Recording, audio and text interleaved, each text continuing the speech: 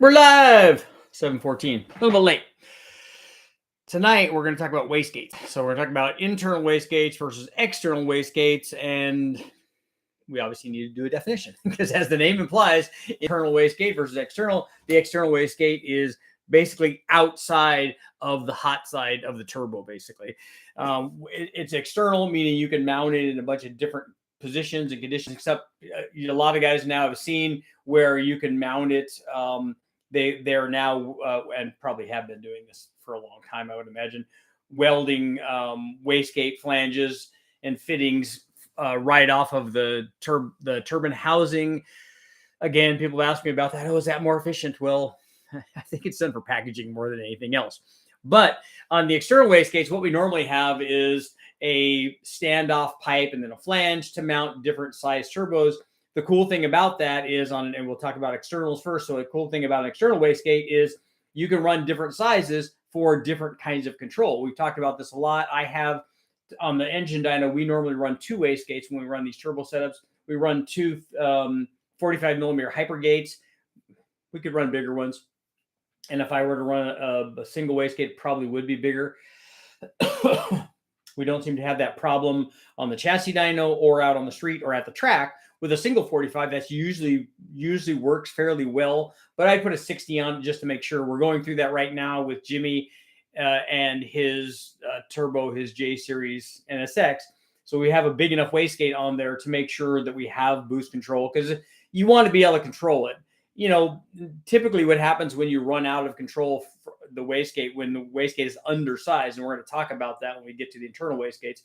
When the wastegate is undersized, typically what happens is you'll have a rising boost curve, because as with more and more flow, it has to flow more exhaust gases out. It's not able to do that, so it doesn't have the control. So you start seeing a rise in boost is typically what happens. And that's not uncommon when the wastegate is too small. So that's why we run a big one. If you have a big one, not really a problem. Maybe the release all of a sudden might be more like we have a big throttle body thing. Maybe you could argue that, but if you have your controller set right, that's not usually an issue. The other thing that allows you to do is with an external wastegate is mount it where you want it to be. So you can, depending on how your engine compartment is configured and where the turbo is, where the positioning is, you may want to do something tricky with your wastegate. The other thing to be considered with the wastegate is not just where you mount the wastegate, not where the exhaust is going to the wastegate, but also the exhaust out of the wastegate. You've got to plumb that. And on an external wastegate, there are essentially two choices. You can run it to atmosphere, so that it's just another exhaust pipe. We've seen that on some cool applications. I've seen that on some turbo Porsches where they run the exhaust out and then they'll run the wastegate out with small pipes next to it. Looks pretty cool. The one downside to that for guys that are running around on the street, it is quite a bit louder when the wastegate's actuated and you have exhaust flow out there. You have unmuffled exhaust flow, and it is going to be louder than if you have a muffled exhaust, for a typical kind of street car. So you will be able to hear that. And for a lot of guys, quite honestly, inside the car, that can get kind of annoying. So the other thing you can do then is take the outlet side of the wastegate where the exhaust is coming out and plumb that back into your exhaust. You can either, wire it in there, and that has the exhaust now flowing where the rest of the exhaust is, and it gets muffled, and it's much, much quieter that way. The potential downside, and this is what everybody talks about on the wastegate, well, if I plumb the exhaust back in there, then I'm asking my exhaust system to flow more exhaust. Well, yes and no. You are, but your exhaust size, and we have stated this time and time again, the exhaust size coming out of your turbo should be gigantic. It should be as big as you can make it, because that way you want to make sure that you have enough exhaust flow, and then the turbo response will be better. The power output per pound of boost will be better. Everything about it the turbo will be happier. Everything about it will be happier. And plus you have more than enough exhaust flow to run the wastegate back in. So that's the external wastegate. You can run wastegate controllers with that. You can run them to the top side and the bottom side and get better control. Change when it opens, because here's what happens with any wastegate, and that's that the valve, the back pressure in the system, is trying to open the gate. That's why when we plumb boost, when we plumb pressure both to the top side and the bottom side, the pressure on the top side holds the valve closed. And wastegate or the the back pressure in the system is trying to push the wastegate valve open. Well, you have boost holding it closed. So, and then the controller dictates, okay, we've held it closed, we've held it closed, we've held it closed. Okay, now it's at 10 pounds or 15 or 20 or whatever you set it at. Now we can open it, and then it just opens up. Otherwise, what happens is when you have no controller and you raise the boost up, you have more back pressure. The back pressure wants to push the wastegate open, so it starts doing that early, and so you get much laggier boost response and stuff. So that's going to be a whole nother discussion that we'll do on controllers and what effect they have and stuff. And that's going to be another good discussion. Internal wastegates. We talked about the pluses and minuses of the external wastegate, but the internal wastegate is much more package friendly because it's actually part of the way the internal wastegate has a valve in it like an external wastegate does. It's usually a hinged lever, and there's a flow orifice inside there, and the hinged lever opens up and allows exhaust gas to pass directly through from the exhaust system, basically out the exhaust system, from the exhaust manifold out the exhaust. And so it works like a wastegate does, bypassing some of the exhaust energy from the turbo, not directing it to the turbine, and that's how we control boost. The nice thing about an internal wastegate, and a lot of the factory stuff is like this, the internal wastegate package is very, very nice because it's basically tucked inside the hot side, the compressor housing, basically. It's tucked inside there. So it all packages very, very nice. It usually runs a boost canister with a lever on it and it basically, there's an arm that swings back and forth 90 degrees or however many degrees that they built into that system. And then what happens is you have just like a regular wastegate, you have a boost line running to the actuator, and then the actuator, when it sees boost, will open the wastegate at a predetermined boost pressure. And then the wastegate, the actuator has a spring inside and a diaphragm that determines when that happens. That's the resistance to the boost level. So the problem with this, well, that's not a problem. The wastegate actuator, this little arm and plunger assembly and diaphragm and spring, the problem is that you can't adjust the springs. A lot of times these things are sealed, a lot like they're rolled over and pinched, a lot like the factory fuel pressure regulators are. So they're kind of fixed. I mean, you could go to a lot of trouble and open it up and then put another spring in there. But what most people do is trick that using some form of boost controller. So you'd either use a manual controller, just a simple bleed valve. So instead of it getting a 10 psi, when you take some and allow some of that to bleed through, it says, hey, I'm only getting 8 psi. I need to raise the boost up. And so it raises the boost up, whatever that bleed amount is. So you can go up a few pounds of pressure. Sometimes you can double it or more with a manual controller. You can also use an electronic controller on that. The problem is that you have a limited amount of range with a fixed spring rate in these actuators. And the same thing can be true of an external wastegate. That's why they sell different springs. So on the external wastegate, like the one that we have, they're different. They're all different. Some of them bolt down and stuff. Some of them have the newer ones have a threaded sleeved collar. And so you push down on it, take the spring tension off, you spin the collar off and take it out. And then you could put different spring rates in there. And then if you change the spring rate, that will give you a higher dynamic range. So let's say you have a 7-pound spring in there and you can take it to 14 pounds. I know guys are going to tell me, oh, I can take my 7-pound spring all the way up to 950 PSI or whatever their number is. That's all great. For the vast majority of people, you have a range that you can use with a given spring rate. So if you're starting with, it's very rare that you start with 3, and you could also have 33 or 43. So you have a range that you start with and then a range that you end with. So if you're always going to run at least 10 pounds, 10 pounds should be your spring, and then you go up from there. If you want to run 3 and go to 33, then you have to work at that a little bit. And so there's usually more adjustability with available springs for external wastegates more than internal wastegates, but a lot of guys have run internal wastegates. The other potential downside to internal wastegate is we talked about the different sizes of external wastegate. So you got a 40, a 45, 50, 55, 60. so that you can control the boost on some of these like high horsepower, big turbo applications. The problem with an internal gate, the internal wastegate is usually designed for milder, more stock or milder applications. And the reason for that is almost by design, the internal wastegate orifice is small. You have to package all that inside the housing.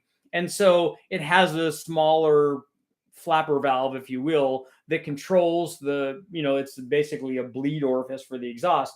And so it's very small though. So if you get lots of exhaust flow in there, it just can't bleed off enough to have control over the turbo, to control the boost.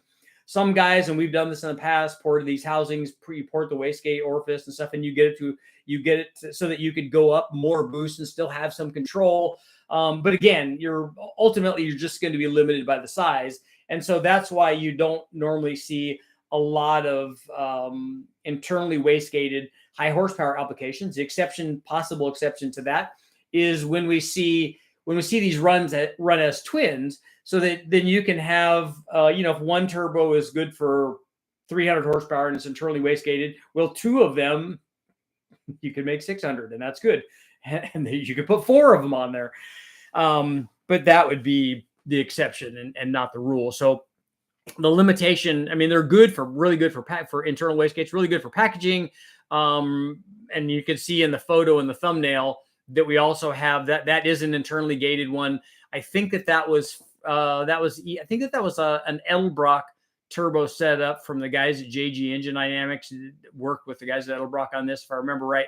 This was an internally gated one. You can see the actuator. It's got a little adjustable rod on it. Sometimes guys bend those and do some tricks with that.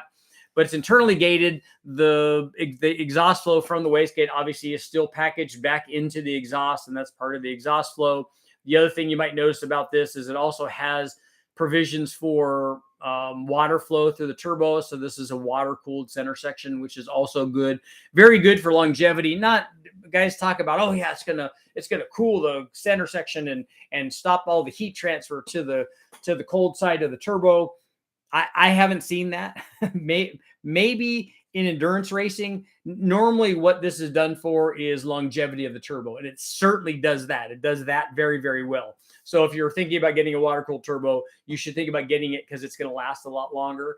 And a lot of the OEM applications are like that. But this has all of that. It has you can see the other thing is for packaging, this is really nice because the wastegate's down where the rest of the exhaust is, and it has to take up that much room anyway. There's no other wastegate run off of the manifold. So if there was a space constraints above or to the front or the backside of the manifold, you could see, well, this thing packages fairly nicely like this. You guys can take a look at in fact, I can show you a picture here. So you can kind of see, oh, there we go. I can see my live stream. There we go. So you got our water-cooled stuff, got the housing. So this is our water-cooled lines. You can see we got our wastegate actuator over here. We got the exhaust flow here. You can see we almost have two separate cast pipes there. You can kind of see that. Exhaust manifold up here, no wastegate provision up there. We got our super Richie air inlet on there. All of that works good. But again, limitations potentially. Just the fact that you're limited in wastegate flow, so you're limited in the amount of power you're probably ultimately going to be able to control. But the thing is, a lot of times you can't run. It would be rare that you'd see really big turbos with internal wastegates on them because they just know that they're not big enough. The flow orifice for the wastegate is just not big enough to keep the boost in check on some of these bigger turbo applications. So we'll get going on our poll here.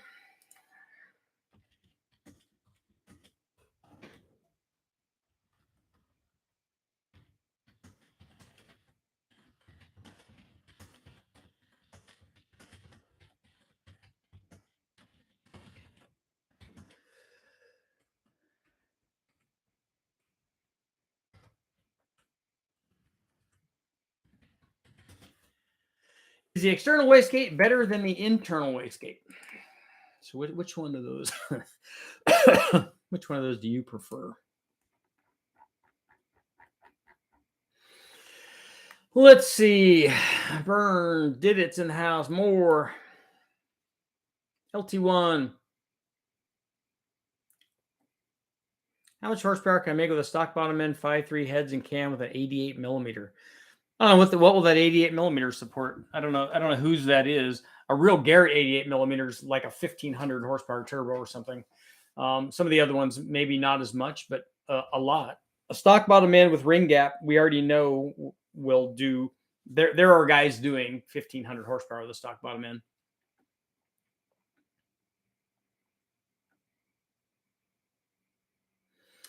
F1 cars used to throw fuel in the exhaust turbine to keep it spooled during shifts. So did the GTP cars. So did the Catfish guys and the Nissan guys.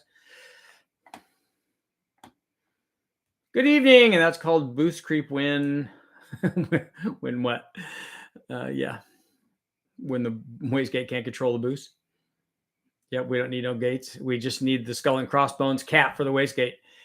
Which you're not sure. I've seen Turbo Smart's new straight gate. Always a 50 millimeter one flows a lot more than the normal 60 millimeter. Plus, it offers more control. Actually, it looks like a throttle body with actuators. I don't know if I've seen that. Marty did a post because I follow him, and he was showing me some kind of change in top, but it wasn't that. It wasn't that blade though.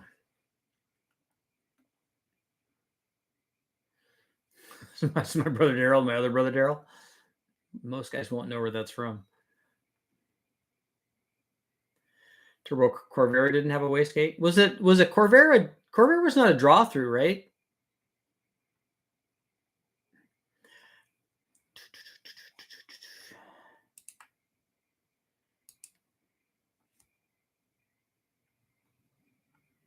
I think we talked about the wastegate on the turbine housing. We covered that earlier.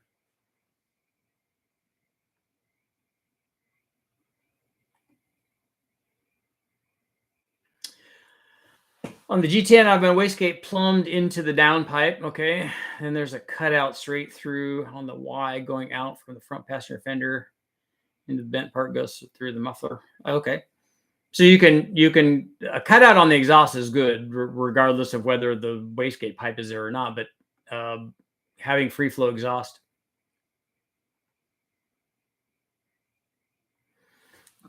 In what situation would you not need a wastegate?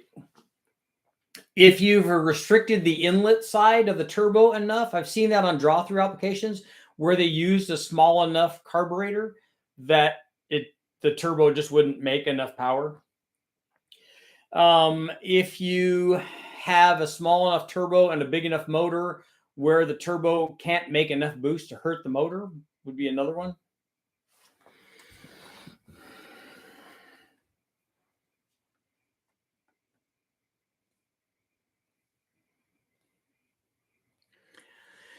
Yeah, welding the exhaust to the wastegate to the turbine housing usually is done for fitment.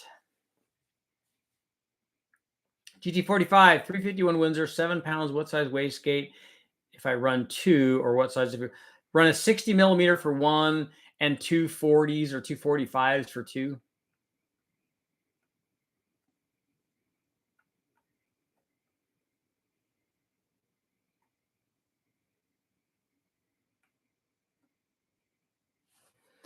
What's the consensus on electronic boost controllers? They work well. I'm going to be talking to somebody tomorrow about boost controllers because there's something that I want in a boost controller that's not currently offered.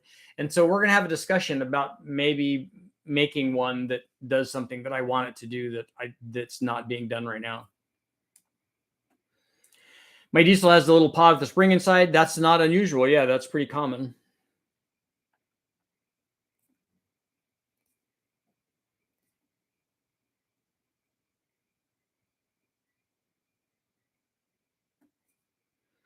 Now, theoretically, that what spring is working against is reacting to drive pressure.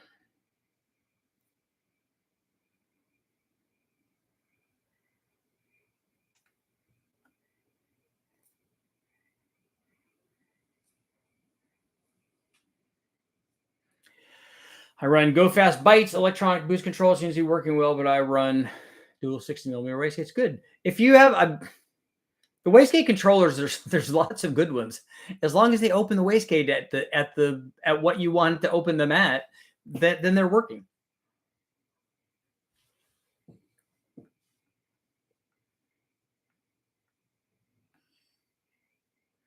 Boost leash, yeah, I've heard about those too. I haven't tried one though.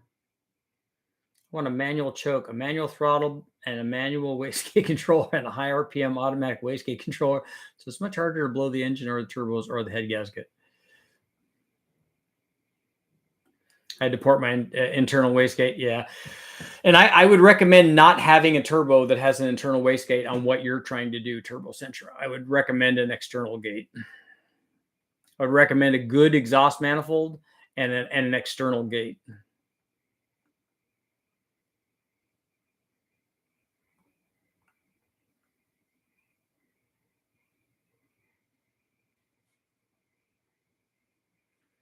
Okay, turbo carb motor. Yeah, it's done all the time. I have videos up, a lot of them with turbo carb stuff.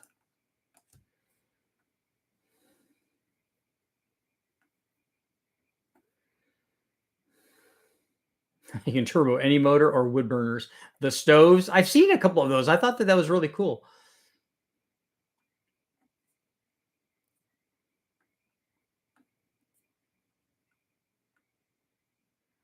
Does Richard have a video turboing a carb motor? Yeah, lots of them.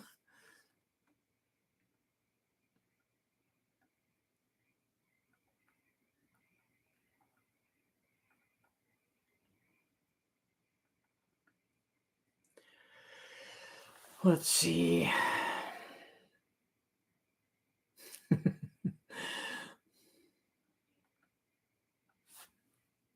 Daryl, I've seen it.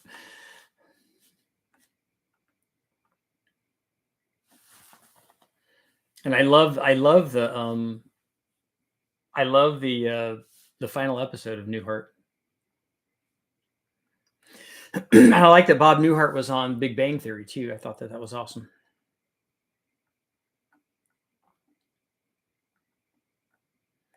Okay, here we go. 85% are saying yes. I built a 351 or 427 Windsor, similar to the one you tested. Victor Junior head CNC total engine. Oh, they CNC ported those. 108 LSA 11-1 Holly high RAM. Is the STS twin turbo going to get me to 900? I don't know what turbos the STS kit uses. I don't know what size those are. But it's with that motor, it's not going to take very much boost to get to, it's going to take 7 pounds or something to get to 900.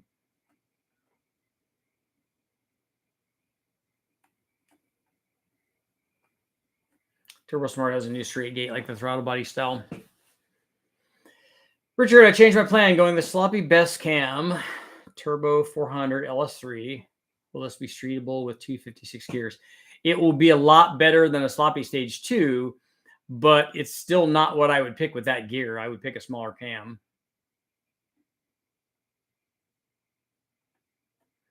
I would pick a Truck Norris cam.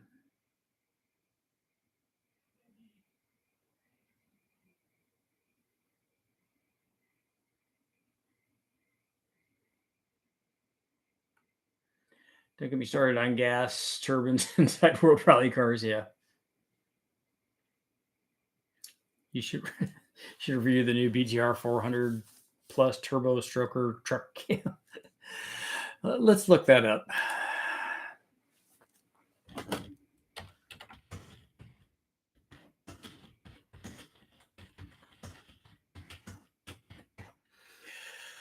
What the BTR 400 plus truck LS turbo camshaft? Let's see what the heck this thing is.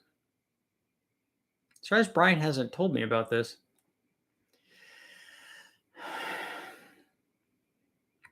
Designed for those customers running a stroker 400 to 416, designed to be used with smaller twins or single turbo in the 70-76 range. So that's a small, used in mild towing or daily driver applications. This cam will help your stroker turbo combination produce additional horsepower throughout the curve while providing excellent driving manners. Let's see how small this cam is. 225, 240. So that's almost in a 116 LSA.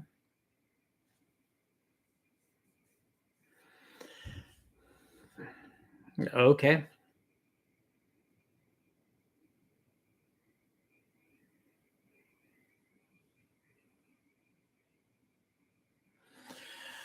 Um, I think I would go with the hot rod cam over that.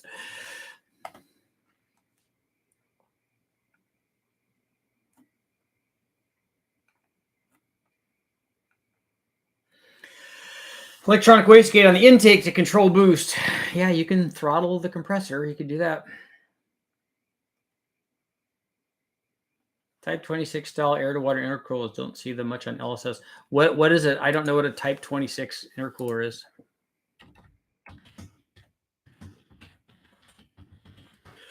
Is that what all the kids are using?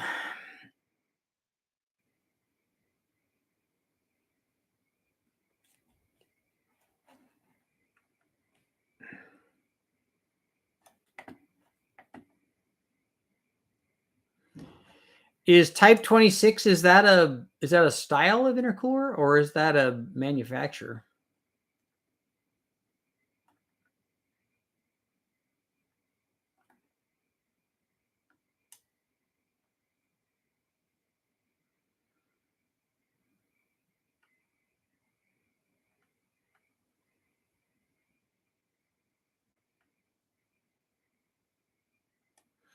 So it's just an air to water intercooler. So what's different about that?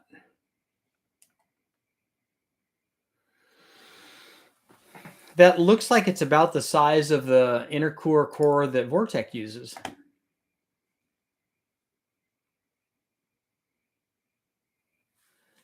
Alex, what cam would you recommend for a small block Chevy with AFR cylinder heads, stock bottom end? What I don't know how much piston to valve clearance you have. I don't know if you have valve reliefs in the pistons. I don't know what you're trying to do with it. I don't know what intake you have. There's a lot of questions there. Or a VNT turbo. Yeah, the Dodges had that and didn't have wastegates on them. Eat an M90 and a cheap 351 Windsor. I don't think an M90 is enough blower for a 351 Windsor.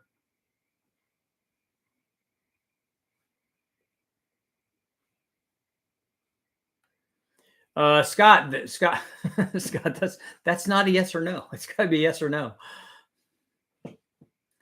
Long story short, I'm going to be buying a C15 Summit crate motor, turbo 350 trans, 4,500 miles on it. I don't know what crate motor it is, but it's a 250 horse crate 350. Okay, so what's your story? Or what's your question? You want to put boost on it? Yes, you can. I would put more camshaft in that thing. Cam and springs on that crate motor.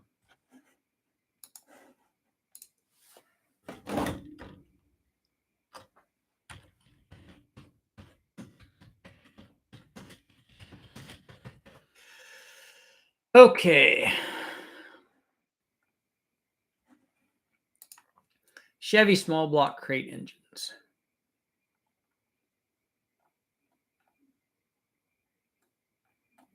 Actual displacement. 350. Do they have power outputs here?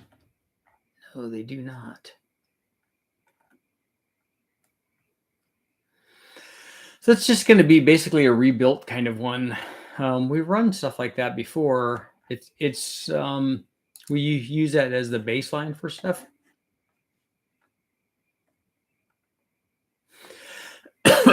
There's such thing as too big of a wastegate or too big of a blow-off valve. I think too big of a wastegate is just going to be a packaging thing. And the same thing with the blow-off valve. I want to make 400 wheel horsepower and don't know what route to get there. A cam and springs and a 150 shot of nitrous. So it's going to be your easiest way. Richard talked with Robert Bailey at Bailey Electronics about custom boost controllers.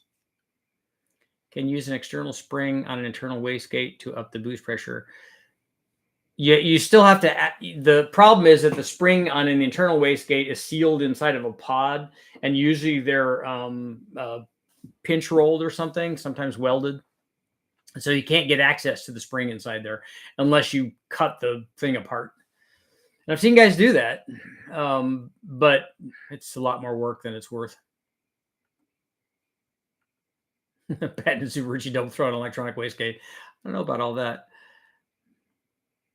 Have an idea of running long tubes on my truck and building a turbo kit off them. Do you think it would be laggy compared to forward-facing headers? No, I think it probably would be better.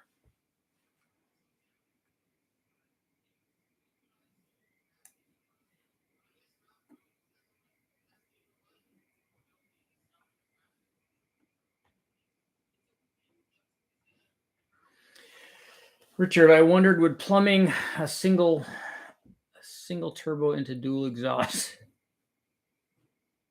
be added weight if the exhaust bottleneck is the single downpipe?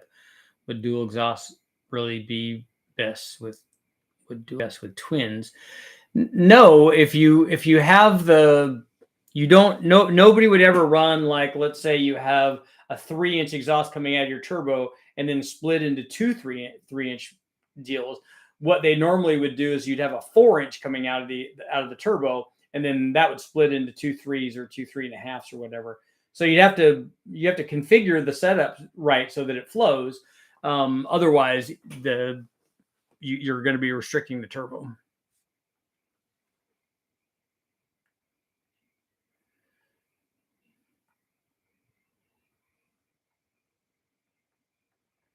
Daryl, you put an Eaton M90 on your on a 454? Turbo Corvair did not have a wastegate. It had some kind of odd shape inlet that would jam in the flowing air and lube boost. So did it have a priority valve or something? I remember those back in the day. I have a 6.4 Challenger that I bracket race. I'm planning on using cutouts after the cats. Any idea this will work and how well?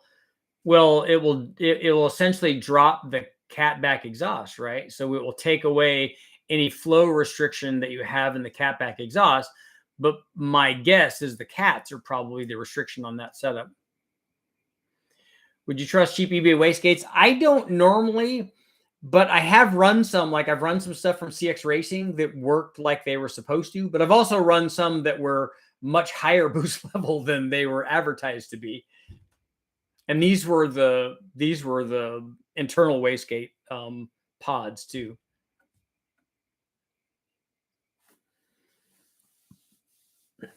What you can do, Stephen, is you can take a Mighty Vac and a boost gauge and see where they open at.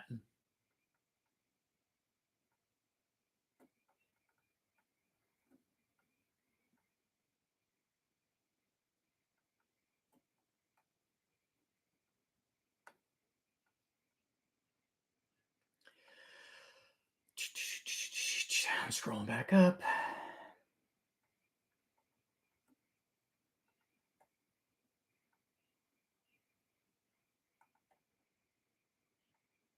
Okay, here we go. I'm back in line here.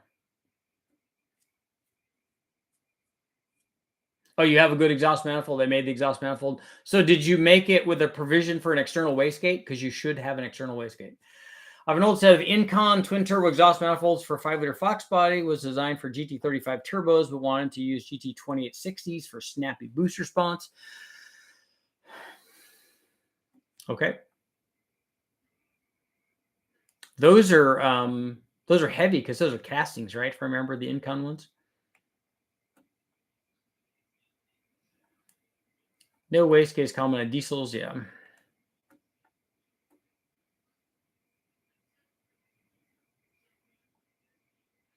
Love the turbo stove videos. I know I do. I remember seeing a couple of those. I'm like, oh, that thing's going. That thing's going. That's awesome.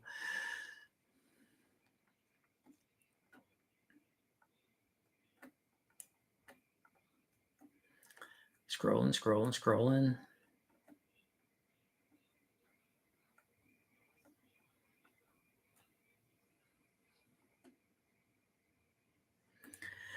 $256 gears. It's got those freeway flyers. Richard, I have 375 stroke 76 millimeter VS Racing Turbo. Is my 45 millimeter gate too small? It probably is going to be. Is your 375? Is this an LS? What is this, Bill? What engine configuration is this? So is it a 76 millimeter? Oh, 76 millimeter VS Racing Turbo. Okay, so that's 900 horsepower. The 44 millimeter might not be. And also, does it come off 90 degrees to the flow of the exhaust? It might not be enough. With a Terminator X setup, what works best to control boost without CO2? Won't the Terminator X control a wastegate controller? I know the HP will.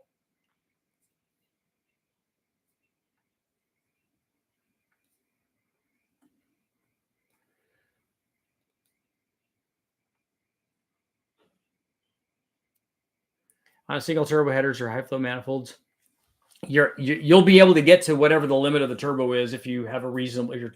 Hopefully, you're not talking about a 98 millimeter turbo. Otherwise, you should go with headers because it's a drag race car. But if it's just a normal kind of car that's 1,000 horsepower or less, just run manifolds on it.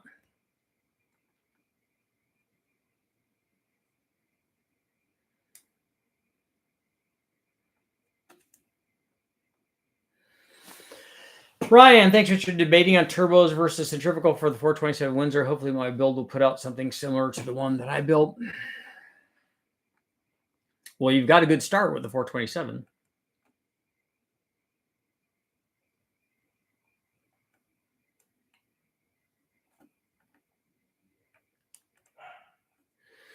You can go a long way with,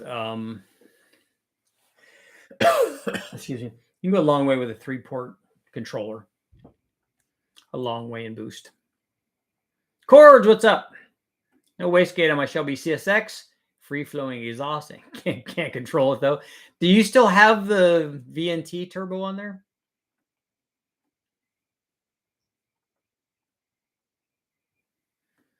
$120 miles an hour in second gear. That's what we like to hear. He wants to be able to go 300.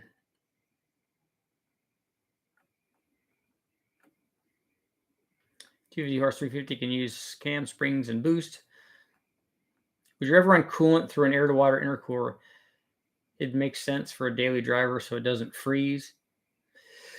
Yeah, if you're in an area where there's a possibility of freezing, that wouldn't be a bad idea. And also, you might stave off electrolysis. A lot of guys will do distilled water and things, but if you put water wetter in it, or a glycol-based coolant or something, that might help.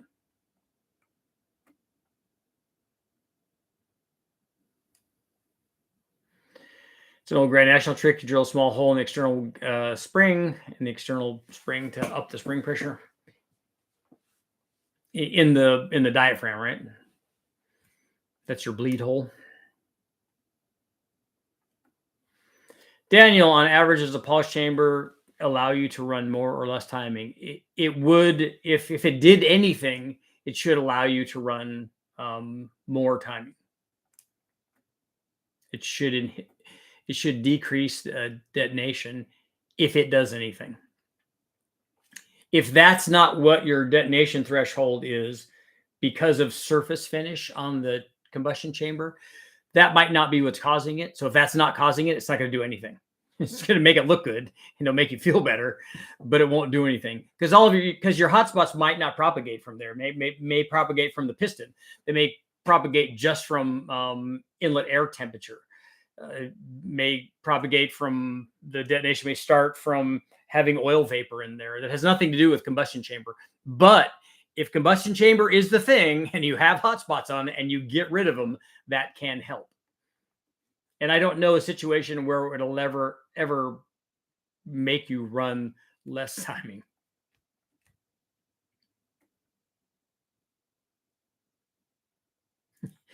James, that was probably a good choice for that turn down. 650 horse, stock 5.3, stock converter. Yeah, that's not good.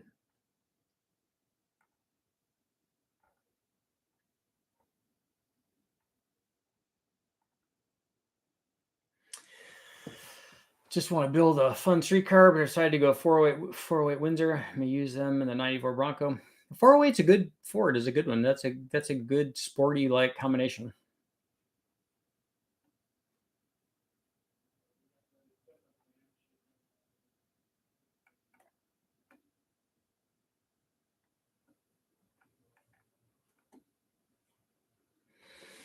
Sauce. I don't know what heads are on that 250 horsepower crate motor.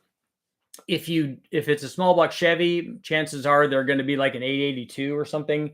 If it's a Vortec head, you could get to 400. But a high rise, long tubes, and a cam are not going to get you to 400 from 250. They just rented a Jetta with a 1.4 liter turbo, 30 pounds of boost. Cool. Yeah, they designed them to make them feel like bigger motors because that's what we all want.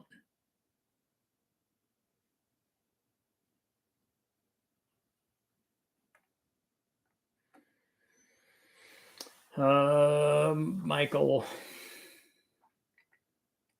the GT28s will be more responsive. The manifolds have T3 flanges. You need T3 to T25 adapters. They're cheap on eBay. The problem you going with the adapters sometimes is the fitment is tight for that, but otherwise it could work.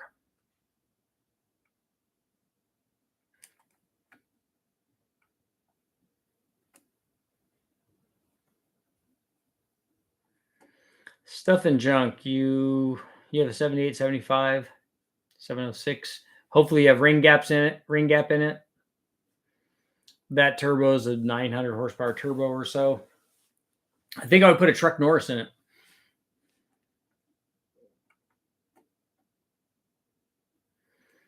427 Windsor 550 horsepower crate motor is 15,000 to 17,000.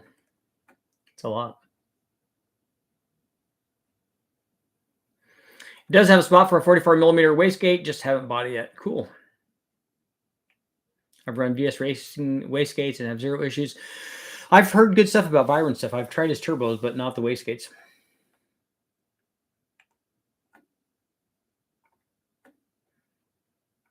I like the 256 gears of the 6.6 liter. Has 650 hauling headers and a 3/4 race cam. There you go. I think I ran 241s or something were the Ford gear that we put in the Mustang at one time so we could run the thing in fourth gear. It turned out not to work very well, but I did not want to run in fifth gear, that's for sure.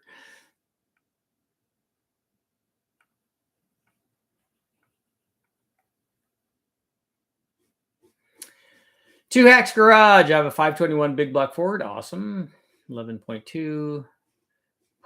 Would it be worth it to upgrade to Kazi 72? Do you have the 92 cc heads that you have right now? Are they already Kazi heads?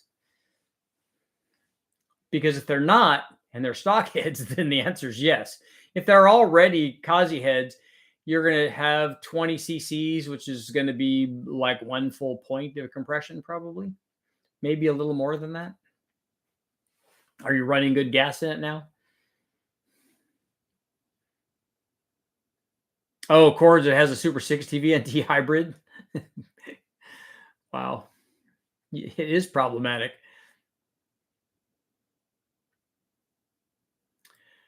Is that question to me? What have you been working with for electronic boost controllers? We've been running that TC1 at Westech, and I haven't, although I'm going to. I just want to run. We have that 3-port that we use on the TC1, but I want to just configure it with the Holly. So, because I'm using Holly on everything anyway, so I might as well just use that. Is carb being a 6-liter LS a good way to go for budget power? Yeah, you can put a carburetor intake on it and a carburetor and the ignition controller from MSD, and away you go.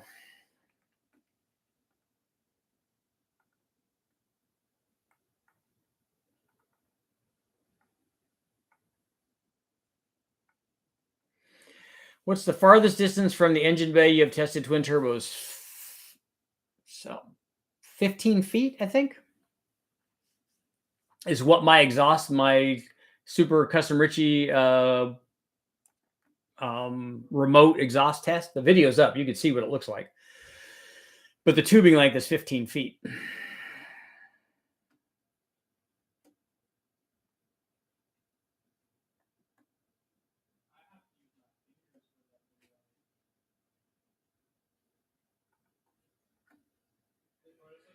Somebody know a good AFR kit that I can hook up to a boosted 350. Getting detonation, get water injection before you blow it. Yeah, that helps.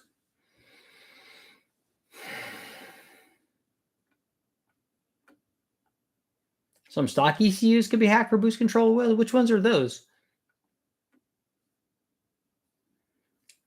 Turn the boost down and add octane.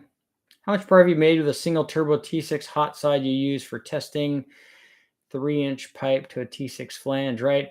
I don't think I've ever maxed out. The T6 turbo that I have is that S475 from Borg Warner, and we've been near 1,000 horsepower with that, but I've never turned it up all the way to see what it would do. But I would imagine it's going to be somewhere near there.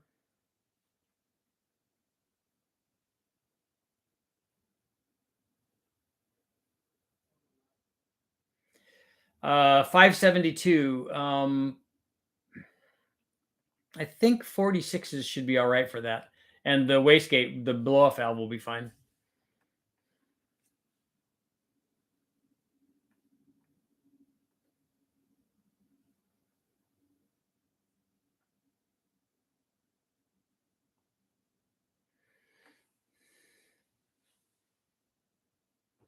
Our Cam Ocean Cam's good. Yeah, the Steve over Cam is a good guy.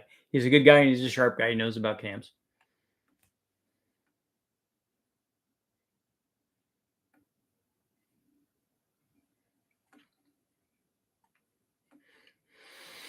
Sauce wants to chop. 0411 PCM has 2 or 3 bar speed density ability. Does it have boost control ability? Is that what we were talking about? Does it have a boost controller?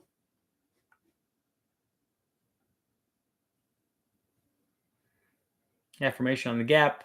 Yeah. Cheaper wastegate work if you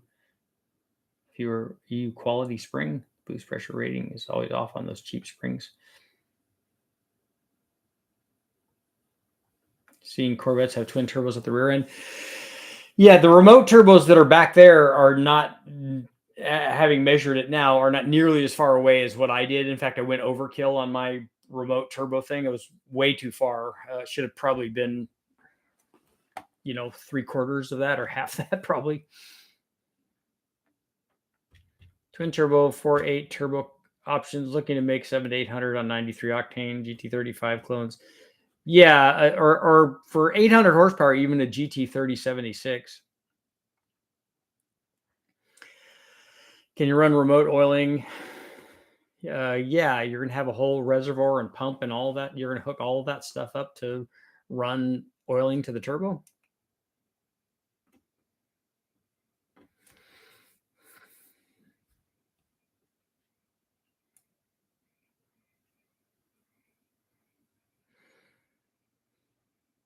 Marty, I don't know that we would lose boost from that, from the position of the wastegate.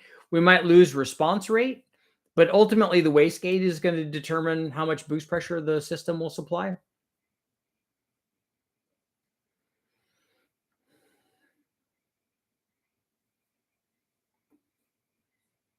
Used to be a company that's STS is the name of the company that I know of that did the remote turbo stuff.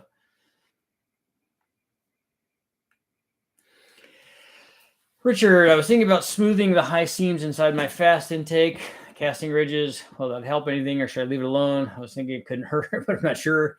I've seen guys try to port match those and smooth those, and I've not seen any power from it. I've had people tell me that there is. I talked to Brian about, I think particularly about a test that they did, and the bottom part of the fast intake relative to the bottom part of the intake port on the head. And I can't remember exactly what he was telling me, whether the fast was the critical part or whether the head that they were talking about was the critical part. I've seen guys do extensive work on port matching these manifolds, and we've done 2 back-to-back tests, and neither time did either one of them show any power. So I'm only going by what I've seen from the dyno.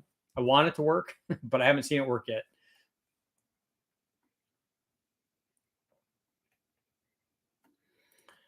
What shop did you used to have in Vegas? I never had a performance shop. I had my own storage area that had a dyno and stuff in it, but I didn't do anything for anybody else, just for me.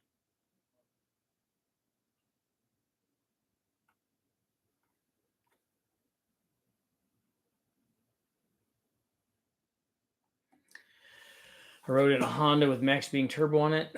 Turbo Hondas are really good. I know. I've had several of them.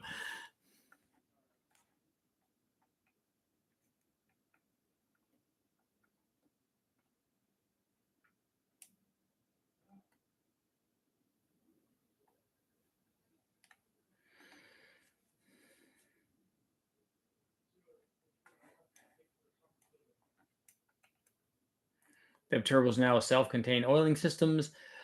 I've seen those, but I've not done any long-term testing with them.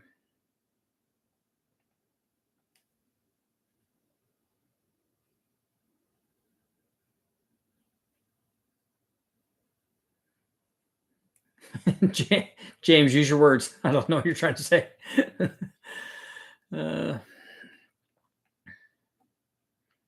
How is the spool rate on a stock 5.3 on a stock 2007 Silverado with a 5.3? What the spool rate of what? Do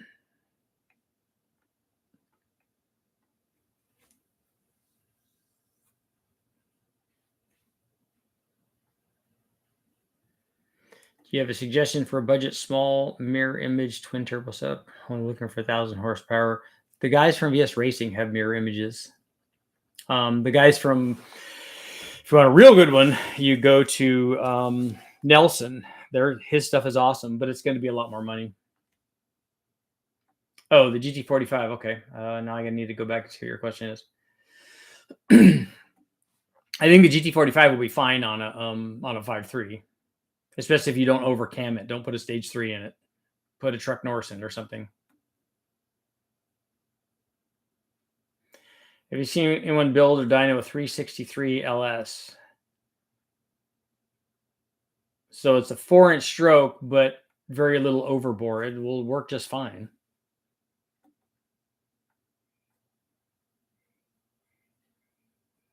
Like the Aero Turbo, many adjustable vanes on the compressor side.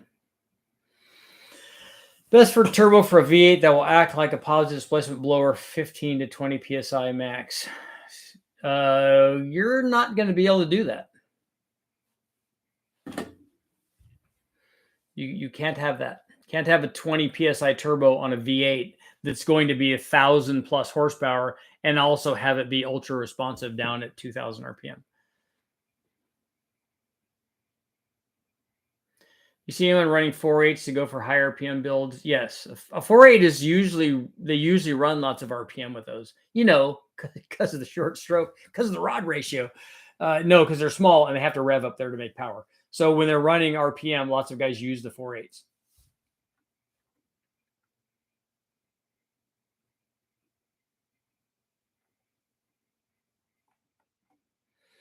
What's the best boost controller and what is needed to install it? Phytech blow through 4-barrel EFI with an MSD 6 EFI ignition controller.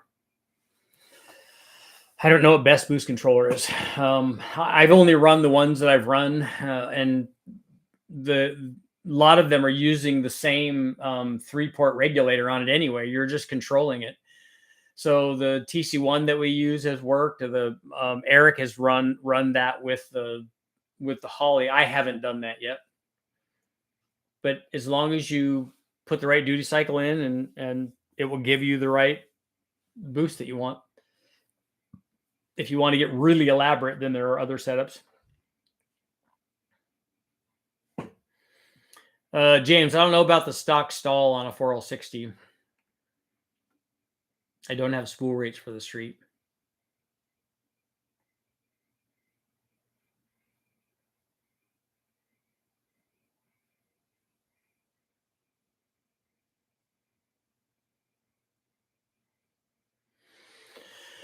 Brian Crowder has mirror image turbos.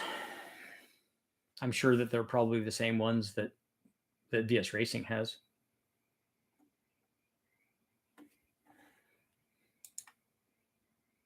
Is the external wastegate better than the internal? 82% saying yes.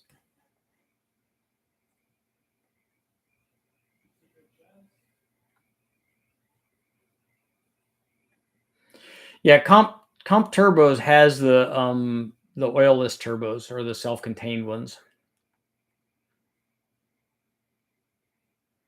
Turbo Smart Cells and internal gated spring plunger, and they may have adjustable ones too. I'm just talking about all the factory ones were, and most of the aftermarket ones that you see on these smaller turbos are not adjustable, other than tricking the reference line. Richard, have you played with 4-port controllers? I have, but we don't ever have a use for them on the engine dyno though. The 3-port is more than enough. Can you go too big on a wastegate size? I don't think so. The 60s are not going to get you anything over the 44s if the 44s are controlling your boost. If they're not, then you need to go to bigger ones or look at how you've positioned and configured the flow to the wastegates, because that can also be a problem. So you wouldn't be able to make any turbo setup, whether twins or compounds or single boost, make boost like a blower. Yes, you can. You just can't have it. You just can't. And quite honestly, a 2650 blower is not going to have the same boost that it has at 2000 RPM that it has at 6000 RPM or 7000 RPM. It won't have that. It will have immediate boost though. And so it would be hard to do that with a turbo, but possible probably with compound. But the thing is, what the turbo will do is, if you run 20 pounds on a blower and you run 20 pounds on a turbo, the 20 pounds on the turbo will be 200 horsepower more, at least. Sauce, I don't know. The cam's up to you. That's a personal thing. I don't know what springs you have. I don't know what heads you have. I don't know what piston to valve clearance you have. But something in the 224 range is probably a good performance cam. A 218, 224, 224, 230, right in that range.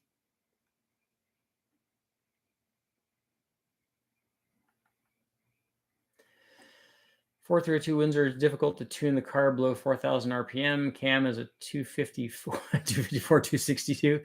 Yeah, that's a good size cam. 650 lift, 108 LSA. Yep. If it matters, 13 to 1. Is that too much cam for an autocross car? It's not if you're running above 4,000 RPM all the time. You obviously need to change the gearing in it if the thing is below that. But you still should be able to get the carburetor to work below 4,000. I'm assuming that this is a single plane intake manifold too.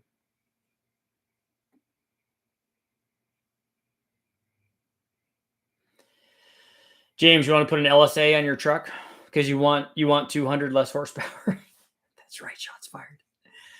If I put a 225, 236 cam, my 5.3, do I need springs? Yes. It's going to depend. It's going to depend some on the lift, but also a 225, 236 cam is going to want to run in an RPM range that your stock cam didn't. It's going to make peak power another 500 or more RPM past where your stock cam did.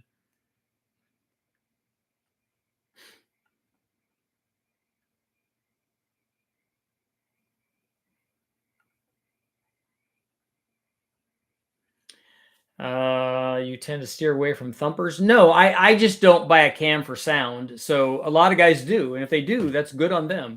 Some guys want that. They care about like the idle quality or the lack thereof. That's the thing that they like, and that's fantastic. I support their choice for that. That's just not mine.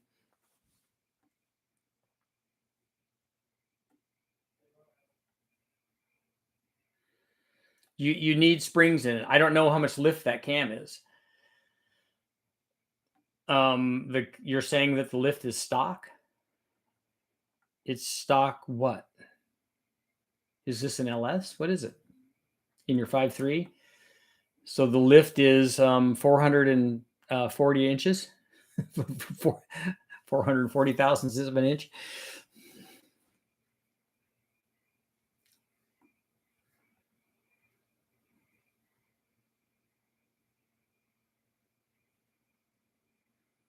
Underdog. Yeah, a single exhaust will weigh less than a dual exhaust, but I wouldn't do it for that unless you made the single exhaust big enough to flow for whatever power output you're making from the turbo. The other thing that you can do is if you want to get rid of weight and run a big single exhaust, but half of that exhaust can be aluminum. Once the temperature gets down, we've run aluminum exhaust on stuff that had to run full exhaust. We've run aluminum exhaust on lots of stuff.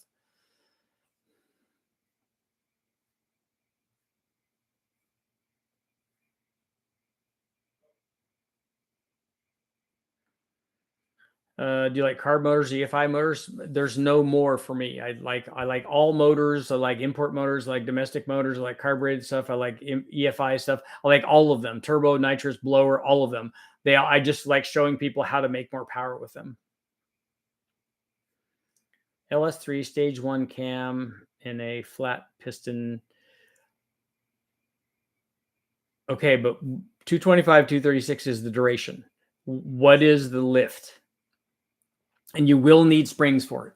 You will need beehive springs, or you'll need dual springs for it, depending on your lift.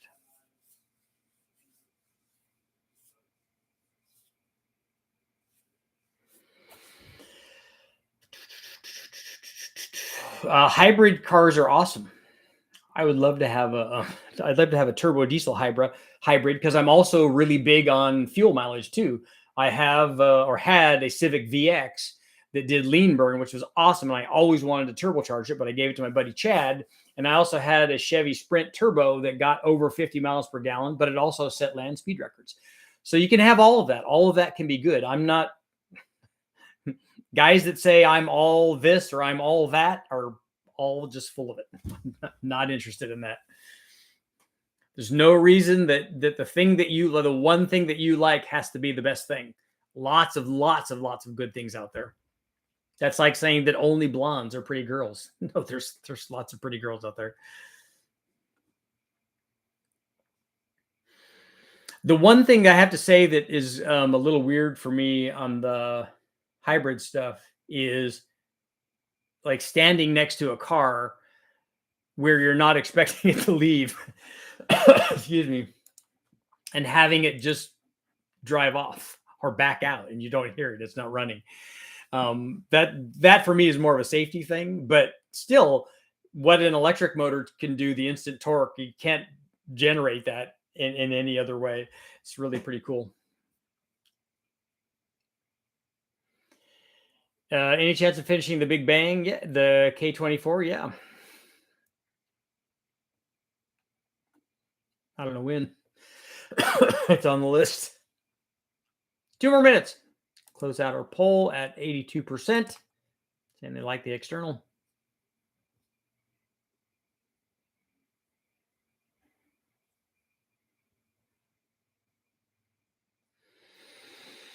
Yep, all of it's good. Turbos are good. Blowers are good.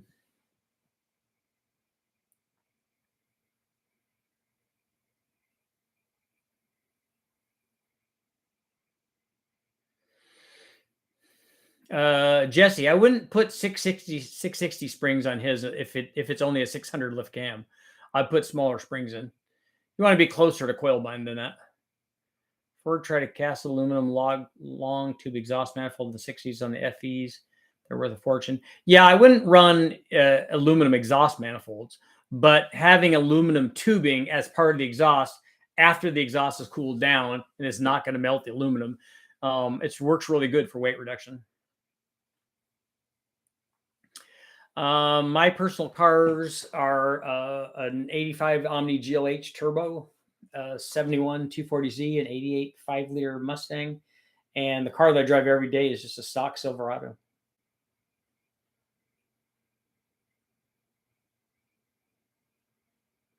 You enabled lean burn on your 3rd gen L98? Nice. Could you use nitrous to spool big turbo? Yes, definitely. That will help the spool rate.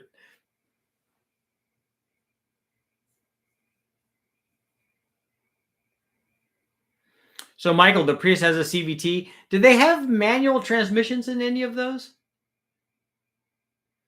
Oh, he said it was a 626, 615. Okay.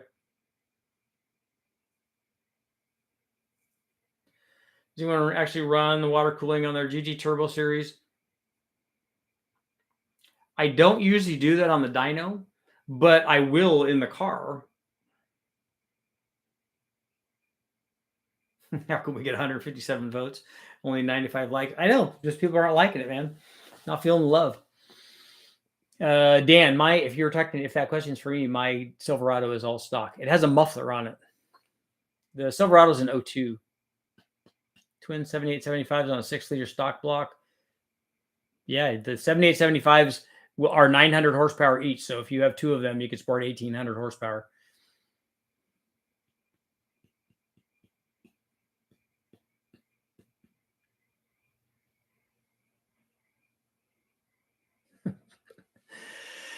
I knew I should have made the blonde comment. And soon as Chevelle with 396. The Chevelle probably won't be a 396. It would either be a 496 or some kind of LS.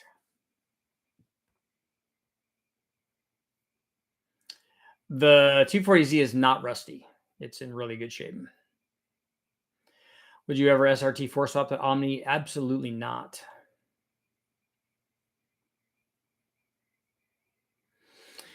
The Omni is going to be all stock. It's going to be all stock T2. So GLHS version of a GLHS or a GLH. And it will be that until it goes through the ref station, and then we can do some other stuff with it. But it won't get an SRT swap. If I was going to swap a car, it would not be that one. That one's going to stay that. If I was going to swap another Omni, it would be a K-Series Honda swap Omni. That would be cool.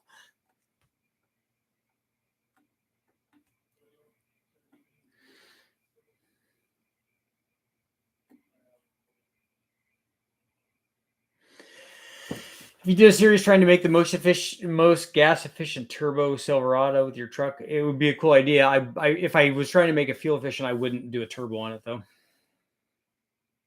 Have you ever owned a Porsche?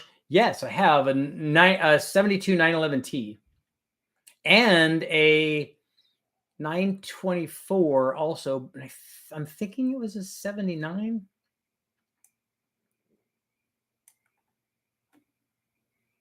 No LS, it has to be a big block if it's a Chevelle. I know I'm leaning toward that because it's not going to be driven very often.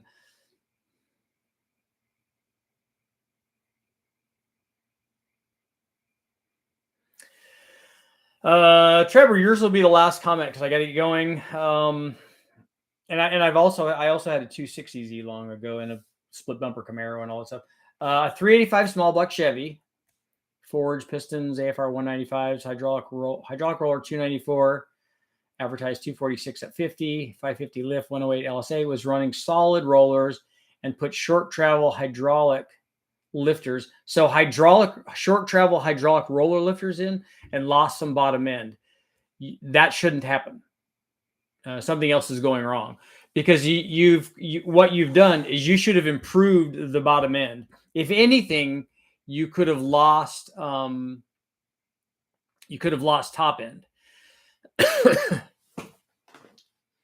But my guess is you should probably improve power everywhere.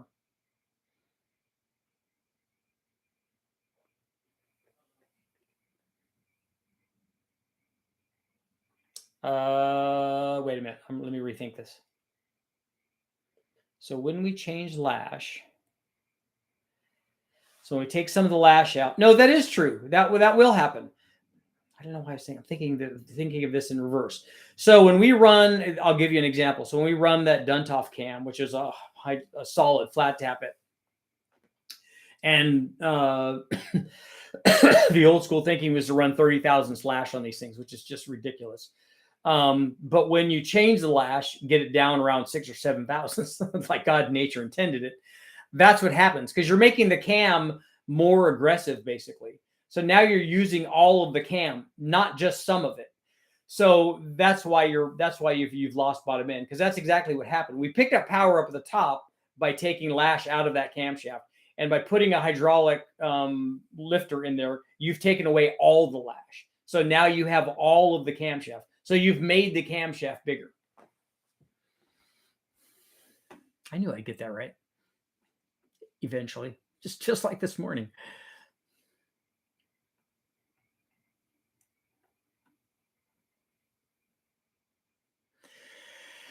And on that note, it's time to go. Thank you guys all for showing up. I'll be back in the morning. And today was actually a good day trading. And I'm waiting to see how, because I held something overnight. So I'm waiting to see tomorrow night how it comes out. Thank you guys all for showing up. I'll be back tomorrow and let you know how it goes.